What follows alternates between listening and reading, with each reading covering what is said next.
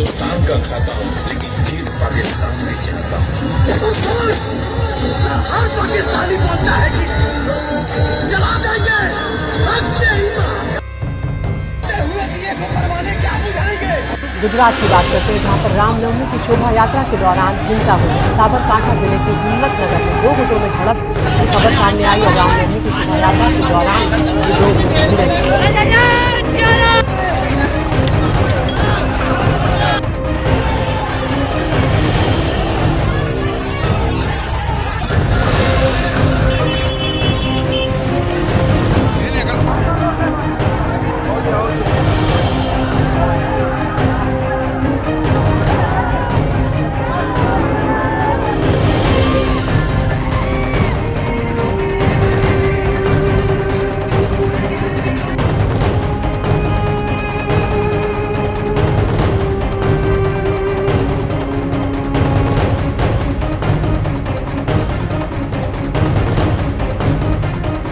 नमस्कार, the wire में आपका स्वागत है। मैं हूं आरफा खानम शेरवानी। अभी आपने जो तस्वीरें देखी, जो आपने वीडियोस देखे, वो वीडियोस हैं रामनवमी के।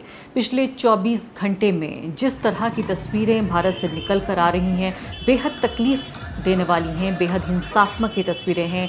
किस तरह से हिंसा का नंगा नाच सड़कों पर नजर आ रहा है। रामनवमी यानी कि हिंदू धर्म के मानने वाले लोगों के आराध्य देव प्रभु श्री राम का जन्म दिवस, उनकी सालगिरह के मौके पर 24 घंटे में किस तरह से नफरत और हिंसा से पूरी तरीके से लिप्त भगवा भीड़ ने अलग अलग अल्पसंख्यक इलाकों में जाकर वहाँ उन्होंने प्रोसेशन यानी कि उन्होंने जुलूस निकाला।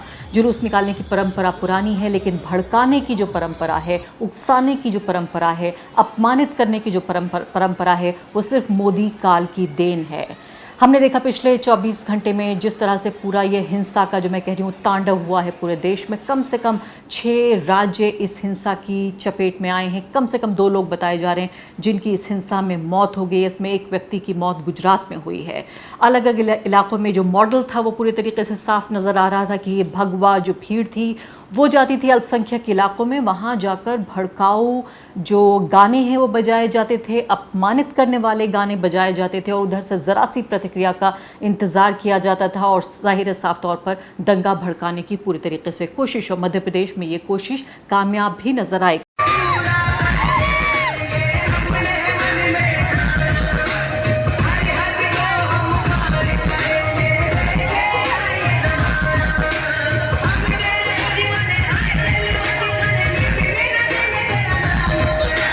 खारगोन इलाके की इससे खबर आ रही है कि जहां के कुछ हिस्सों में कर्फ्यू तक लगा दिया गया है और वहां के जो मंत्री हैं, गृह मंत्री नरोत्तम मिश्रा, वो कह रहे हैं 77 लोग गिरफ्तार किए गए हैं। अब आप ये समझिए कि जिस तरह से जो सत्तारूढ़ पार्टी है, अगर वो भगवाधारियों को खामोश या मैं कहूँगी ज़ोर शोर से उनको जिस तरह से उत्साहित कर रही है, अब आप ये अंदाज़ा लगाइए कि जिन लोगों के घरों को मध्य प्रदेश में ढाने की बात हो रही है, ये तस्वीरें तक सामने आ गई हैं, खबरें तक छप रही हैं, पुष्ट खबरें कि कुछ घरों को वहाँ ढाया गया है। इसके अलावा 77 लोगों को गिरफ्तार करने की बात तो खुद गृह मंत्री वहाँ पर कह रहे हैं। तो अलग अलग इलाकों में, मस्जिदों में जो गुंबद हैं वहाँ पर भगवा झंडा लहराया गया है। इसके अलावा खबर ये भी आई है कि एक जो दरगाह है उसको जलाया गया है। 6 राज्य में आपको बता रही हूँ जो इस पूरी हिंसा और जो ये तांडव हुआ है उसकी चपेट में आ गए हैं। और ये हुआ है एक ऐसे बेहद पवित्र मौके पर जो कि हिंदू धर्म के मानने वाले,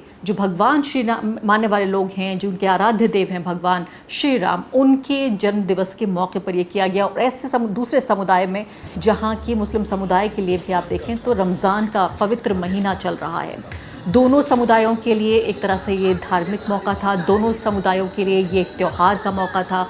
उस मौके को किस तरह से इस्तेमाल करके 2 समुदायों के बीच जो नफ़रत और हिंसा के बीज बोए जा रहे हैं, सिर्फ इसलिए कि जो सत्तारूढ़ पार्टी है वो ये चाहती है कि हमेशा वो सत्ता में बनी रहे। आपको याद है वो बयान जब कहा गया था कि 50 साल हम सत्ता में रहना चाहते हैं। मैं कुछ दिनों के लिए अभी अनुपस्थित थी, अपना कार्यक्रम नहीं कर पा रही थी, देश से बाहर थी। देश में वापस आई तो ये बिल्कुल पता नहीं चल पा रहा है कि ये वही देश है जिसको सिर्फ 1 महीने पहले मैं इस देश को छोड़ के गई और 1 महीने बाद वापस आई हूँ। तो ऐसा लग रहा है कि सब कुछ बदल गया है। ये कोई नया इलाका है, ये कोई नया समाज है, ये कोई नया देश है। आखिर यहाँ हो क्या रहा है? और ये सब कुछ उस पैमाने के बावजूद भी कि जो पिछले लगभग 8 साल में जिस तरह के भारत में हमें जीने की आदत हो गई है, उसके बावजूद उस पैमाने से भी देखा जाए, उस पैरामीटर से भी देखा जाए, तो भी ये एक निम्नतम स्तर पर ये बात पहुंच चुकी है। एक समुदाय के लिए पवित्र महीना चल रहा है रमज़ान का, दूसरे समुदाय के लिए ये त्यौहार का मौका था। उस सब के बावजूद कैसे इसको धार्मिक भावनाओं को भड़काने के एक मौके के तौर पर इस्तेमाल किया गया, और 6 राज्यों में अब किस तरह की जो अस्थिरता की स्थिति वो पैदा हुई। तो ये मानवीय स्तर पर असंभव है किसी भी पत्रकार के लिए इस वक्त 6 राज्यों में जो तमाम जो स्थिति पैदा हो रही है कानून व्यवस्था को लेकर के, उसको एक तरह से डॉक्यूमेंट किया जाए। मैंने अपनी सहयोगी सुमिधा पाल का सहारा लिया, वो आपको बताएंगी किस तरह से इन अलग अलग राज्यों में कौन कौन सी घटनाएं पेश हुई। ये आप सुमिधा की रिपोर्ट देखिए, उसके बाद हम वापस आते हैं। इस वीडियो में हम खास तौर पे बात करेंगे मध्य प्रदेश की और खारगोन शहर की और उसके क्षेत्र की, उसके आसपास की क्षेत्र की। मध्य प्रदेश के खारगोन शहर में श्री राम शोभा यात्रा के दौरान सांप्रदायिक हिंसा भड़की। खबरों के अनुसार 30 से ज़्यादा दुकानों और मकानों में आगजनी भी हुई। ये पूरी हिंसा 10 अप्रैल यानी कि रविवार को ही रात करीब 9 बजे कुछ शांति हुई थी, पर देर रात 12 बजे से फिर से हिंसा भड़क गई। जो क्षेत्र इसकी चपेट में आए उनमें आनंद नगर, संजय नगर और मोतीपुरा के इलाके शामिल हैं, जहां पर घरों में आग लगा दी गई। कुछ घरों में लूटपाट की खबरें भी सामने आई। इसके चलते 70 से अधिक परिवारों को अपना घर छोड़कर दूसरी जगह जाना पड़ा। इस घटना में 10 पुलिसकर्मी और 20 से ज़्यादा लोग घायल हो चुके हैं। एसपी सिद्धार्थ चौधरी, उनके भी बाएं पैर में गोली लगी है। वहीं पुलिस ने सोमवार सुबह तक 70 से ज़्यादा लोगों को हिरासत में लिया। इस घटनाक्रम में शोभा यात्रा स्थगित कर दी और फिलहाल पूरे क्षेत्र में कर्फ्यू लगा दिया गया है। कलेक्टर ने पहले 5 इलाकों में कर्फ्यू लगाया था, लेकिन देर रात जब हालात काबू में नहीं हुए तो पूरे शहर में कर्फ्यू लगा दिया गया। बड़वानी के सेंधवा इलाके में भी रामनवमी के जुलूस के दौरान हिंसा की खबरें सामने आई।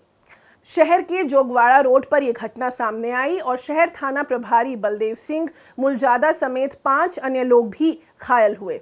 खारगोन हिंसा की भड़कने की वजह की पुष्टि पुलिस और जिला प्रशासन द्वारा अभी तक नहीं की गई है, लेकिन घटनास्थल पर मौजूद लोगों के अनुसार तालाब चौक स्थित धार्मिक स्थल के सामने भड़काऊ संगीत बजाने और फिर उसका विरोध करने पर यह हिंसा भड़की। और अगर आपको लगता है कि इतना ही काफ़ी था तो काफ़ी नहीं था, तो ये देखिए कि जेएनयू जवाहरलाल नेहरू यूनिवर्सिटी में कल रात इस तरह का एक घटनाक्रम पेश आया, जहां पर 2 जो समूह हैं उनमें झड़प हुई। एबीवीपी और साथ ही उधर जो वामपंथी छात्र समूह हैं उनके बीच झड़प हुई, और बताया जाता है कि 16 छात्र कम से कम ऐसे हैं जो कि ज़ख्मी हुए हैं।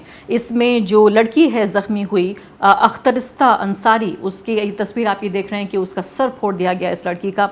उस लड़की का ये कहना है कि एबीवीपी के लोगों ने नॉन वेजिटेरियन फूड यानी मांस परोसने की उन्होंने उसका विरोध किया। कहा कि रामनवमी का मौका है, हम मांस नहीं परोसने देंगे।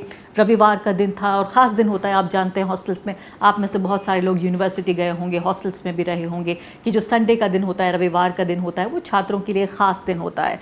तो उस दिन कावेरी हॉस्टल में, यानी कल शाम का ये जिक्र है, कावेरी हॉस्टल में ये जब ये मीट परोसा जा रहा था तो उस पर उन्होंने ऑब्जेक्शन किया। यहाँ तक कि जो व्यक्ति मीट लेकर आ रहा था, कच्चा मांस, उसको भी वहाँ से खदेड़ा गया।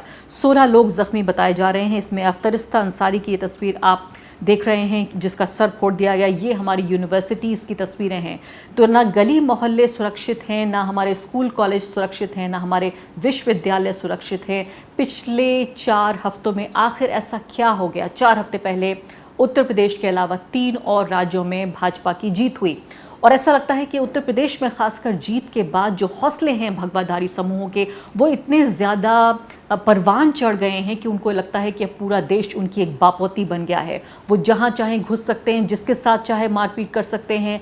भगवा रंग का इस्तेमाल करके एक तरह से उनको लाइसेंस मिल गया है कि कहीं भी खून खराबा कर सकते हैं। कानून व्यवस्था दुनिया के सबसे बड़े लोकतंत्र में ऐसा लगता है कि पूरे तरीके से धराशायी हो गई है।